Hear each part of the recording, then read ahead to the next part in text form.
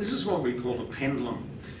It's a pendulum simply because there's a bit of string here with a hanging mass and it's going backwards and forwards. What I want to do in this demonstration is to explore the relationship between the length of the string and the period, that is the time that it takes for one oscillation. Now, one oscillation is the time that it takes for the mass to go from here to here and back to its original position. When we're talking about an oscillation, we're talking about a movement which is backwards and forwards. Now, the other thing that we want to do is, once we've established that relationship, is use that relationship to find the value for g, that is the acceleration due to gravity, and compare what we find here with what is the accepted value. First of all, we're going to measure the length of the string and then set it moving and measure the time that it takes for 10 complete oscillations. So, beginning with the measurement of the length. Now, it's a little bit, there's a little bit of a problem here in that I can't be exactly sure of where the centre of mass for the mass is. So I'm just going to assume that it's somewhere very close to the middle there, and measuring that distance and trying to avoid parallax error, I'm taking that as 21.2 centimetres. Now we need to change that to metres, and the next step is to measure the time for 10 vibrations.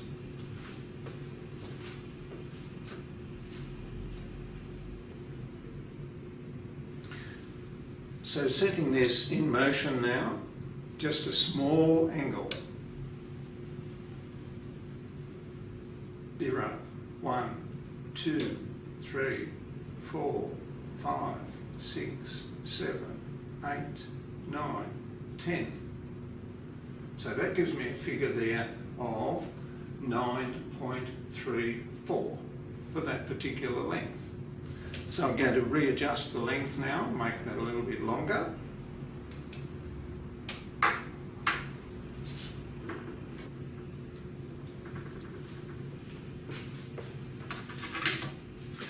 Measuring the distance again.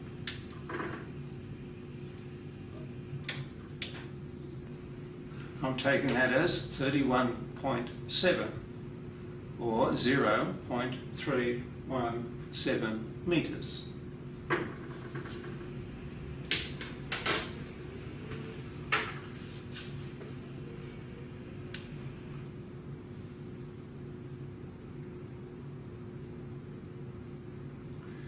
Setting that in motion again, just through a small angle, and starting the time. 0, 1, 2, 3, 4, 5, 6, 7, 8, 9, 10. That gives me a figure of 11.31 seconds. I'll adjust the length again.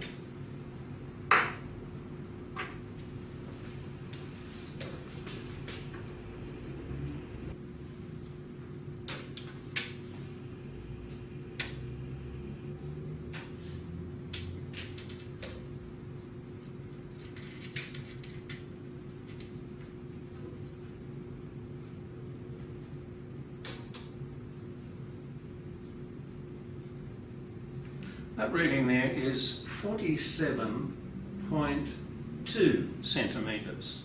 In other words, 0.472 metres.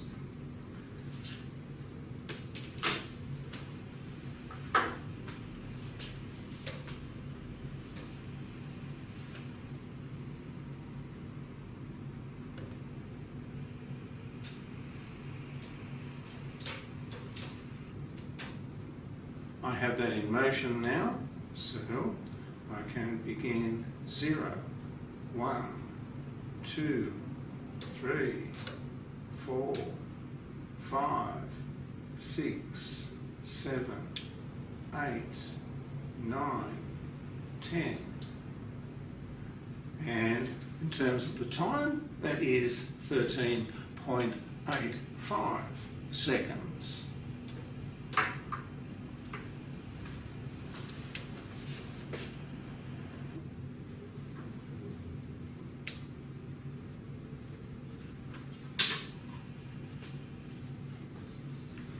Measuring the length again.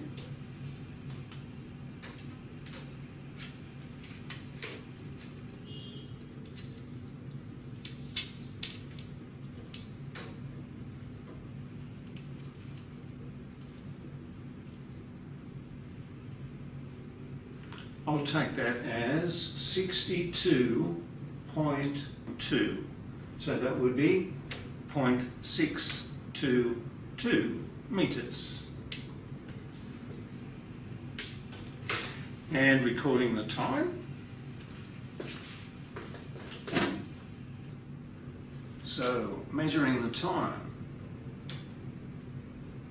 0, 1, 2, 3, 4, 5, 6, 7, 8, 9, 10. So that gives me a figure of 16.03 seconds. I'll adjust the length again.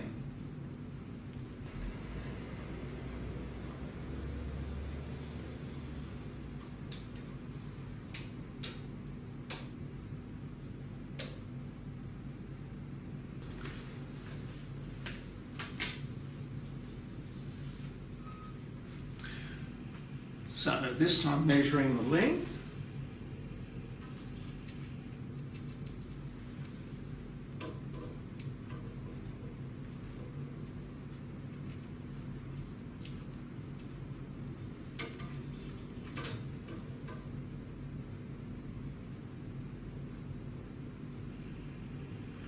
That's a figure of 95.5. And looking now at the time.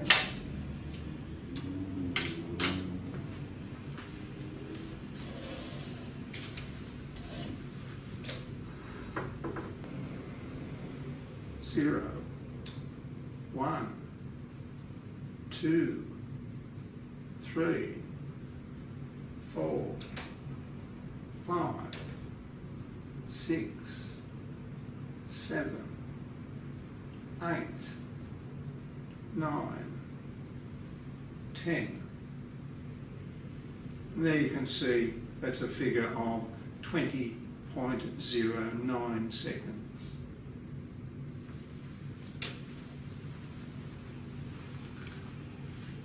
Now, one thing that we've got to consider in this little exercise is the uncertainty involved in the measurement of the length and the measurement of the time. There is an obvious difficulty here in finding the centre of mass. So under normal circumstances, I would take half the scale reading as being the uncertainty. But in this particular case, because we don't know exactly where the centre of mass is, and there was a bit of difficulty mucking about in trying to get that length accurate, we've got to take an estimate. And I'm going to take an estimate that the uncertainty was 0.5 of a centimetre. Now, when it comes to the uncertainty for our digital instrument, as you can see there, we can measure to the nearest 100th of a second. So in this particular case, we can take the uncertainty for 10 measurements as... Now, if you have a look at what's happening here, you can see that there's a possibility of human error at the start of the timing and at the end.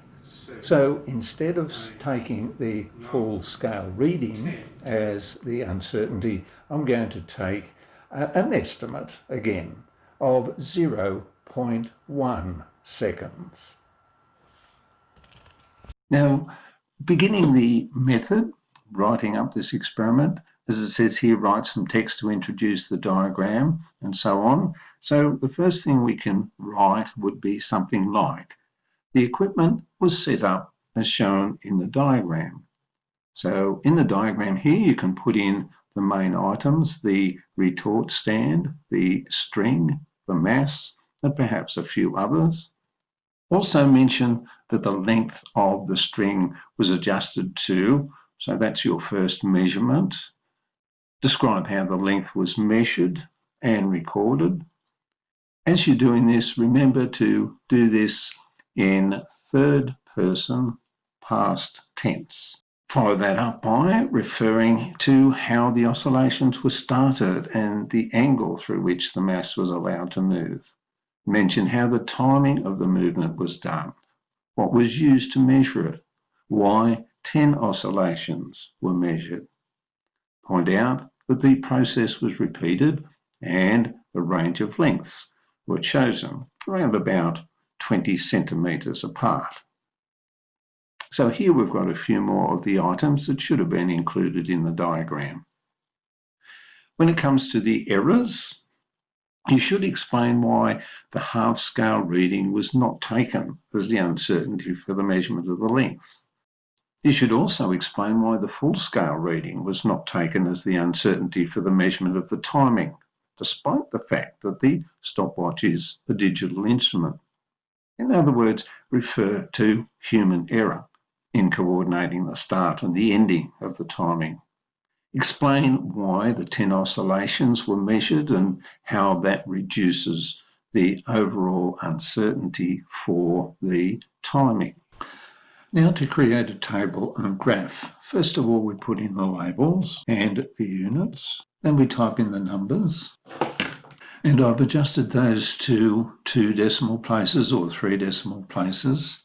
The next step is to create a graph of period versus length. So I'll select the value. So I'll go up here to insert, click on that, go across here to charts, click on that, and then this one gives me a scatter graph, and I'll just move that into a nicer position. I'll click on this now to create a chart title, and I'll be able to type that in. Now the shape of that graph you can see there is not linear, it looks more parabolic. I'll try and put some titles in now. I'll click on here, go down to here and type in there the period, and I'll make sure that I include the units as well. The units, of course, are seconds. Over here, I will type in now the length. Along with the length, I will include the units. So what I'll now do is I'll just move this graph a little bit out of the way. And our task now is to see if we can get a straight line graph. Now that straight line graph will come as a result of squaring the period. I'm going to type in here the title period squared, make that squared.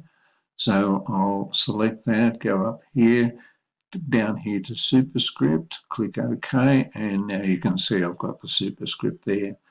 And the next one, of course, is to type in the label for the length. I want the length on the right-hand side of period squared. So I'll just make a copy of that. So first of all, I'll type in the label and, of course, the units. Now, to make the values for the period squared, so I'm going to put in here a formula for that, beginning, of course, with equals.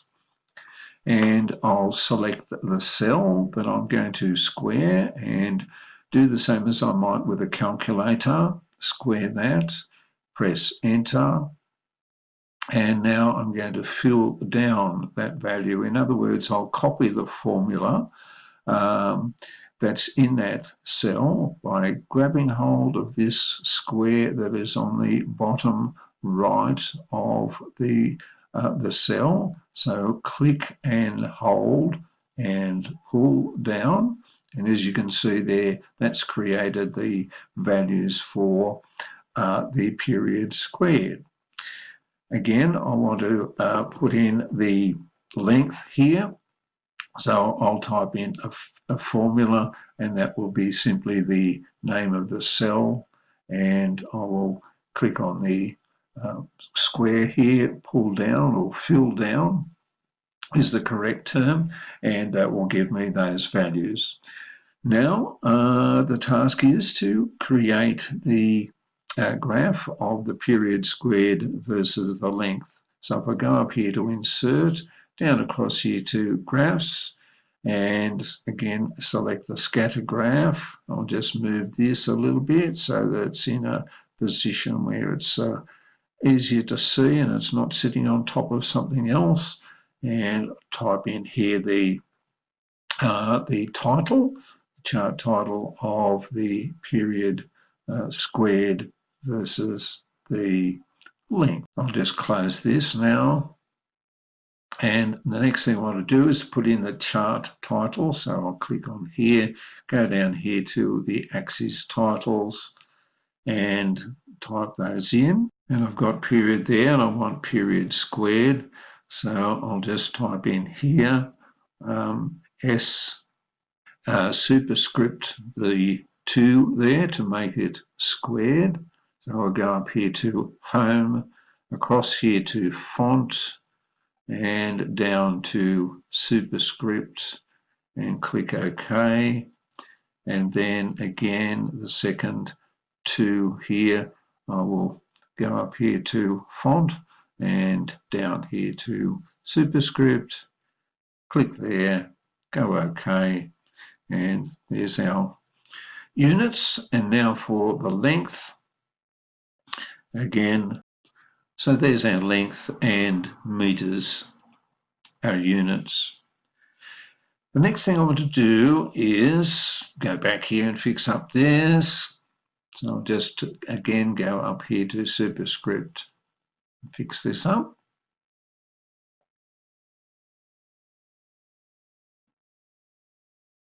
And now the task is to create a line of best fit for this particular graph.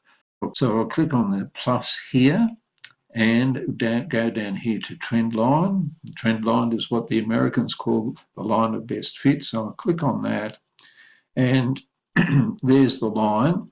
Now I want the equation on the chart as well. So I need to go back here to the trend line, click on that, and click on this continue arrow here and go down here to more options. So go to more options and I'll have to scroll down.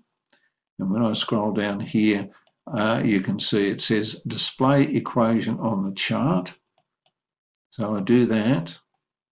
The other thing which I'm going to do is set the intercept to 0 and OK this now.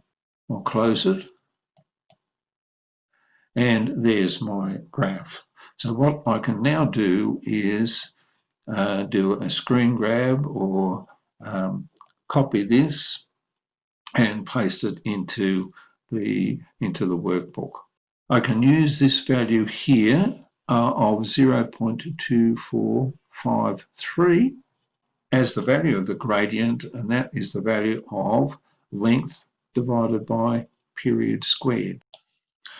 Now, while the spreadsheet is open, we can use it to calculate the value of G. So I'm simply going to type in here, G is equal to, and I will put in here a formula for doing that. That, of course, is equals 4 times pi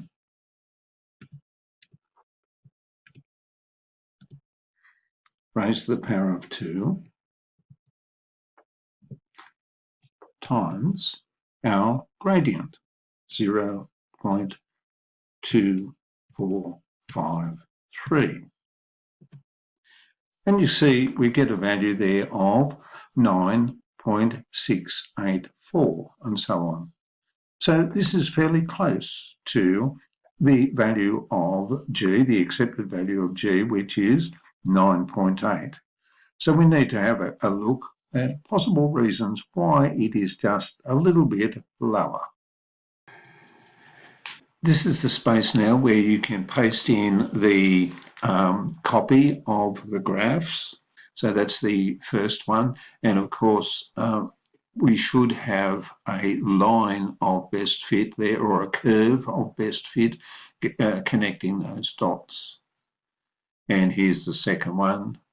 And the shape there, of course, is linear at an angle, where the previous one was parabolic or close to parabolic. When it comes to the discussion, you can mention that the gradient of the second graph, either L over T squared or T squared over L, whichever way you've done it, gives us the potential for working out the value for G. And here you should be able to write in the way in which we can calculate or get G as the subject of the equation. Once you've got G as the subject of the equation, it becomes relatively simple to calculate its value. Now the conclusion. Remember that your conclusion has to answer your aim. So your aim firstly was to find the relationship between the length of the pendulum and its period of motion. So you should say something like, the second graph showed that the relationship between the period and the length of the pendulum is. Now here you should select the correct answer. I hope it is obvious. Is it the period is directly proportional to the length, or inversely proportional to the length, or directly proportional to the length squared, or directly proportional to the square root of the length? You write that in. Also state the value of G found through this investigation. Comment on whether or not it was equal to, greater than, or less than the accepted value of 9.8. Then suggest what measurements may have contributed to the difference. So that's the complete write-up now of this particular practical investigation.